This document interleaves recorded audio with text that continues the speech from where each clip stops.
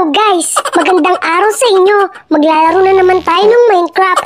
At ngayon, ipapakita ko sa inyo kung paano ko sinimulan yung aking mga ginawa. Bale, gumawa nga lang pala ako ng cross dyan, no? At pagkatapos, nilagyan ko ng glowing stone yung paligid. At kasunod ko pong ginawa yung itsura ng bahay, yung pinakang harapan niya. Para habang naggagawa tayo, ay alam na natin kung ano magiging itsura ng harapan ng bahay natin. Ang galing! Bale po, ang design na ginawa ko ay base lang sa aking isip. Wala po akong pinagkopyahan nito kahit kanino. At maging sa konsepto ng kulay nito, ay wala rin akong pinaggayahan. Kaya po ang masasabi ko, lahat po ng ito ay base lang sa aking isip. Sana all may isip. At ngayon, tatabunan natin yung mga glowing stone na pinalibot natin sa crossline. Ang purpose nito ay para magkaroon ng liwanag sa gabi. Para hindi na tayo mahirapan makita ang isa't isa. Uy, sana all! Napansin niyo ba kanina napakabilis ng video ng paggagawa natin? Dahil po, naka-timelapse po tayo. Para po mapabilis yung video na ginagawa natin at hindi po kayo mainip. Ang galing! You know, guys, kamusta kayo lahat? Noong nakaraan, winasak nga pala natin yung lugar na ito. Ang gagawin natin ay isesemento natin yan. Hanggang matakpan natin yung mga lugar na pinasabog natin noong nakaraan, no? Ang galing!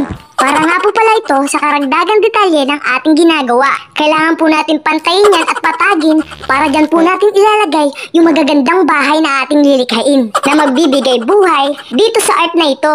Opo, tama po ang pagkarinig nyo. Arts. Dahil po ang video na to ay ginawa ko hindi lang para sa mga taong naglalaro nito, kundi pati na rin sa mga hindi naglalaro nito. Alam niyo po ba kung bakit?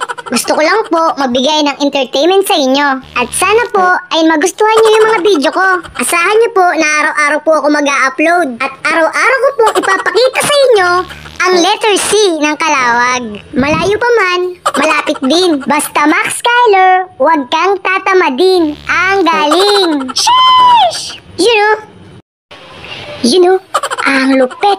Ang gaganda ng mga bamboo nila dito. Tapos parang may nakita akong mga friends dito. Mapuntahan ko nga. Ano kayang uri ng animal ito? Ang galing! You know, ang lupit ng portal na ito. Cross, oh. Ang lupit. Ngayon lang ako nakakita nito. Tapos sa baba niya, ang daming gold. Tsaka may mga lava pa. Ang galing! You know, ang lupit ng mga octopus, oh. Tapos ako, magiging hunter ako ngayon.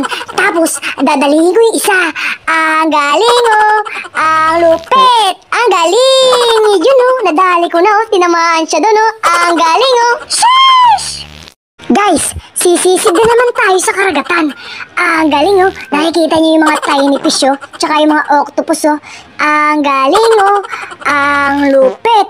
Ngayon lang ako magko-content ng ganito under the sea. Ang galing! Hello guys, magandang araw. At ngayon, nandito tayo sa ilalim ng dagat. At nakikita natin yung mga seaweed dito. Ang tataas na. Ang galing, oh. Ang lupit. Tapos may mga tiny fish na sila. Naglilipad na sa ilalim ng dagat. Ang galing, oh. Tapos may isda pa lumapit sa akin dito. At parang gusto pahulit. Parang may pagong pa na dumaan. Ang galing, oh. Ang lupit. Tapos may zombie sa ilalim. Ang lupit. Ang galing.